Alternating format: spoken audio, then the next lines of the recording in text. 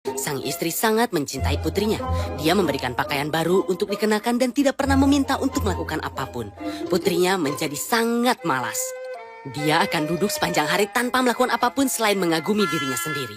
Di sisi lain, sang istri memperlakukan anak tirinya dengan sangat buruk. Kenapa kau duduk di sini? Cepat bangun dan bersihkan rumah. Tapi ibu, aku baru saja membersihkan rumah pagi ini. Jangan berdebat denganku, lakukan saja apa yang kukatakan. Iya, ibu. Sang istri akan membuatnya melakukan semua pekerjaan dan gadis itu tidak pernah mengeluh. Dia akan melakukan pekerjaan yang sama berulang kali dan tidak pernah lelah. Ayahnya menyaksikan semuanya. Hatinya sakit untuk putrinya tetapi dia tidak bisa berbuat apa-apa. Seiring waktu, dia menjadi terlalu lemah dan tidak sehat. Putriku yang manis, aku sangat menyesal. Aku tidak bisa memberimu apapun. Tidak apa-apa, ayah. Jangan menyesal. Kau mencintai dan menyayangi aku sepanjang hidupku. Jadi sekarang giliran aku untuk menjagamu. Aku akan bekerja dan menghasilkan banyak uang. Ini adalah masa yang sulit bagi kita, tapi ini akan segera berakhir. Sang istri diam-diam mendengarkan semua ini. Kenapa aku tidak memikirkannya? Aku harus mengirimnya keluar dan membuatnya bekerja dengan keluarga kaya.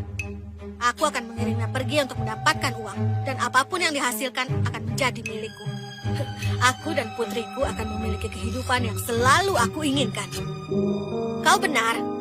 Kau tahu sekarang ini ayahmu sering sakit kan? Dan membutuhkan banyak biaya.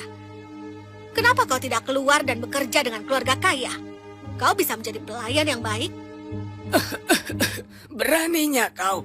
Mengapa kau tidak ingin mengirim putrimu saja? Oh, aku mau. Tapi kau tahu kan kalau dia selalu khawatir tentang tangan-tangannya yang cantik dan juga kaki mungilnya. Dia akan kehilangan kecantikannya kalau dia bekerja. Lagi pula, putrimu ini kan tidak begitu cantik rupanya. Membiarkannya pergi bekerja tidak akan ada salahnya. Sudah aku putuskan. Besok pagi kau akan berangkat mencari kerja dengan keluarga kaya. Oh, apa yang dia ketahui tentang kecantikan? Kau tidak harus bekerja, anakku. Tidak apa-apa, ayah. Aku ingin bekerja. Tidak baik kalau kita mengabaikan tugas kita. Ayah, jangan khawatir. Kau telah mengajarku dengan baik. Aku tahu suatu saat usahaku pasti akan dihargai. Keesokan paginya, gadis itu sudah siap untuk pergi. Dia akan mencari pekerjaan di keluarga yang kaya. Ibu tirinya tidak memberikan makanan atau air untuk perjalanan itu, tapi gadis itu tidak keberatan. Jaga dirimu baik-baik, anakku. Dan ingat, jangan pernah berkata tidak kepada siapapun yang meminta bantuan. Dan rajinlah, apapun yang kau lakukan, lakukan dengan sepenuh hati. Iya, aku pasti akan ingat itu, ayah. Dan putrinya pun pergi. Dia berjalan dari bukit ke bukit, tetapi dia tidak menemukan apa-apa. Dia berjalan selama berhari-hari, tetapi tidak melihat siapapun. Namun dia tidak kehilangan harapan. Dia ingat apa yang dikatakan ayahnya. Jangan pernah berkata tidak kepada siapapun yang meminta bantuan. Dan rajinlah, apapun yang kau lakukan, lakukan dengan sepenuh hati. Saat ini, aku harus fokus untuk mencari pekerjaan. Itu yang harus aku lakukan, dan aku akan melakukannya dengan sepenuh hati. Tidak peduli berapa lama pun itu, aku tidak akan menyerah. Di depannya, dia menemukan sebuah pohon berbicara. Pohon itu benar-benar kering.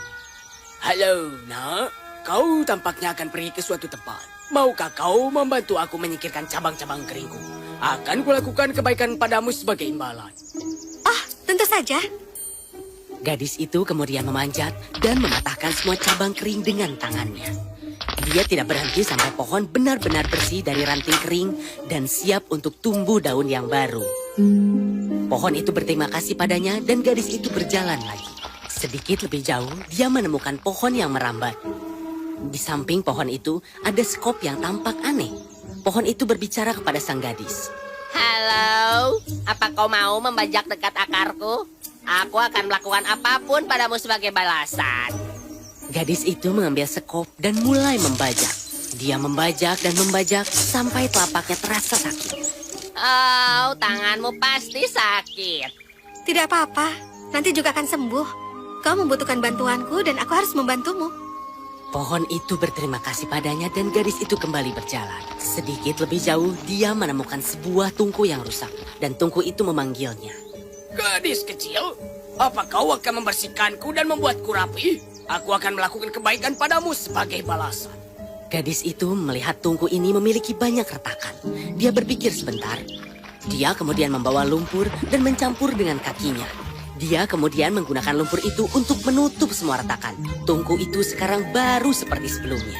Terima kasih, tapi tangan dan kakimu kotor. Tidak apa-apa, aku bisa membersihkan mereka dengan air. Kau membutuhkan bantuanku, jadi aku harus membantumu. Gadis itu kemudian berjalan lagi. Sedikit lebih jauh, dia menemukan sumur yang rusak. Dan itu berbicara padanya. Oh, halo. Apakah kau akan membersihkan aku dan membuat aku rapi? Aku akan melakukan kebaikan padamu sebagai balasannya. Gadis itu mengambil semua air basi dan membersihkan sumur itu. Wow, bajumu sudah hancur. Tidak apa-apa, aku bisa membersihkannya. Kau membutuhkan bantuanku, jadi aku harus membantumu.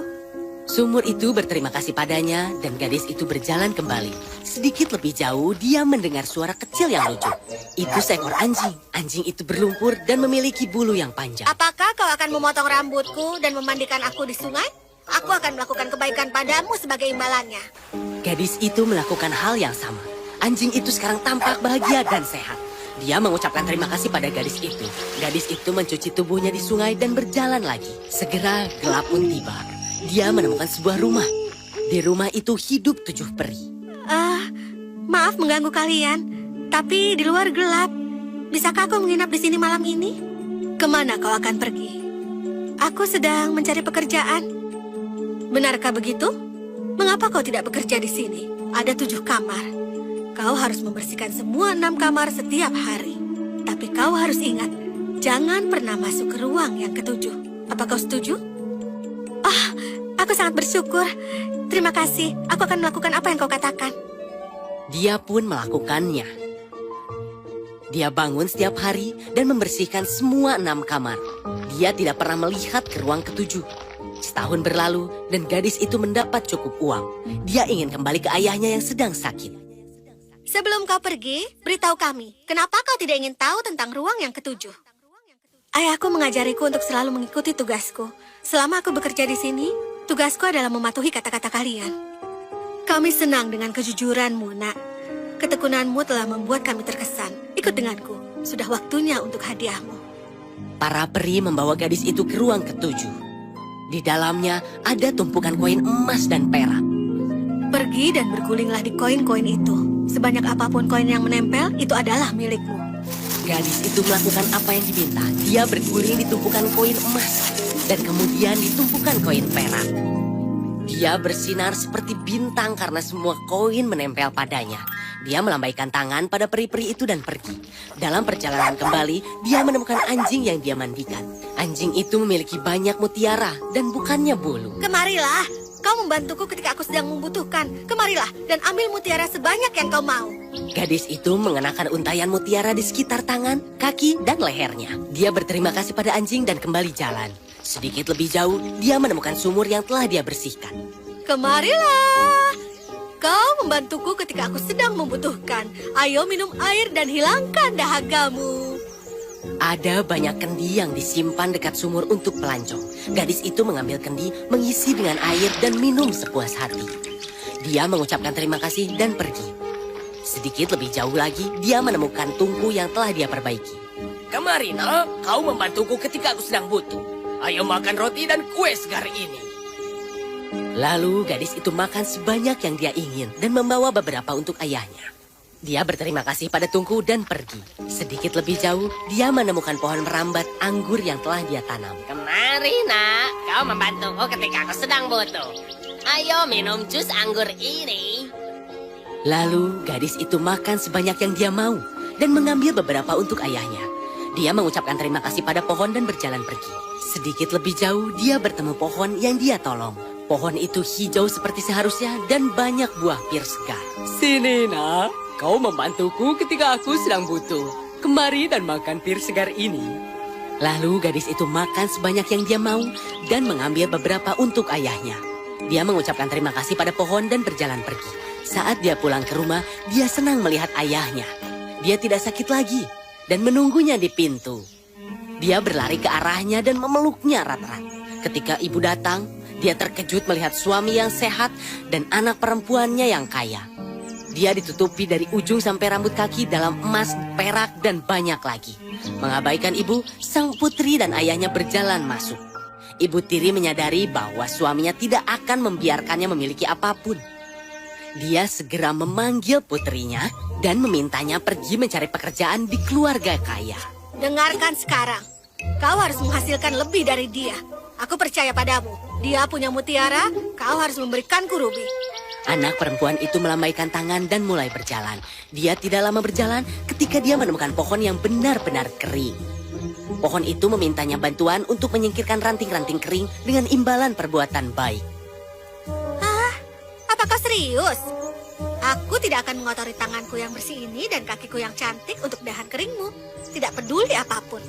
Dia berjalan ke depan. Sedikit lebih jauh, dia menemukan pohon anggur merambat yang sedang sekarat yang memintanya membajak dekat akarnya dengan imbalan perbuatan baik. Di bawah terik matahari ini, aku tidak akan mengotori tanganku yang bersih dan kakiku yang cantik untuk akarnya yang sekarat. Tidak peduli apapun. Dia berjalan kembali. Sedikit lebih jauh, dia menemukan sebuah tungku rusak yang memintanya untuk memperbaikinya dengan imbalan perbuatan baik. Aku tidak akan mengotori tanganku yang bersih dan kakiku yang cantik. Tidak peduli apapun. Sedikit lebih jauh, dia menemukan sebuah sumur yang memintanya untuk membersihkannya dan akan diberi imbalan dengan perbuatan baik. Kau itu kan adalah sumur air. Bersihkan dirimu sendiri. Aku tidak akan mengotori tangan dan kakiku yang cantik. Tidak peduli apapun. Sedikit lebih jauh, dia menemukan seekor anjing yang memintanya untuk memandikannya dan akan diberi imbalan dengan perbuatan baik. Tapi gadis itu lari, berteriak, dia tidak akan mengotori tangannya yang bersih dan kakinya yang cantik, tidak peduli apapun. Sedikit lebih jauh, dia tiba di sebuah rumah dan meminta apakah dia bisa bermalam di situ. Itu adalah rumah 7 peri. Sama seperti sebelumnya, peri menawarkan untuk tinggal di sana selama setahun dan membersihkan semua 6 kamar. Tapi ingat, jangan pernah masuk ke ruang ke-7. Gadis itu setuju. Setiap hari dia akan bangun dan membersihkan semua 6 kamar. Tapi segera rasa ingin tahu menyelimutinya dan memasuki ruang ke-7. Di dalamnya gelap dan bukannya koin emas dan perak, ada katak dan lebah madu. Mereka menyengatnya begitu parah hingga seluruh tubuhnya memar. Tanpa menunggu peri datang, gadis itu lari dari rumah. Dalam perjalanan kembali, dia menemukan anjing yang ditutupi mutiara. Dia berlari di belakangnya untuk mengambil beberapa, tapi anjing itu lari. Sedikit lebih jauh, dia menemukan sumur yang dia tolak untuk dibersihkan. Saat dia membungkuk untuk minum air, air itu tiba-tiba surut jauh ke bawah di luar jangkauannya. Sedikit lebih jauh, dia menemukan tungku yang dia tolak untuk diperbaiki. Ada roti dan kue segar di dekatnya. Tapi saat dia coba untuk menyentuh roti, tangannya terbakar. Sedikit lebih jauh, dia menemukan pohon anggur yang dia tolak untuk dibajak. Dia sangat haus, tetapi pohon anggur itu tidak membiarkan dia minum. Sedikit lebih jauh, dia menemukan pohon yang dia tolak untuk dibantu. Penuh dengan hijau dan pir segar. Tapi ketika dia mencoba untuk mencapai buah pir, pohon itu tumbuh lebih tinggi di luar jangkauannya. Gadis itu lalu berjalan pergi. Kembali ke rumah, ibunya berdiri di pintu berharap melihat emas dan rubi.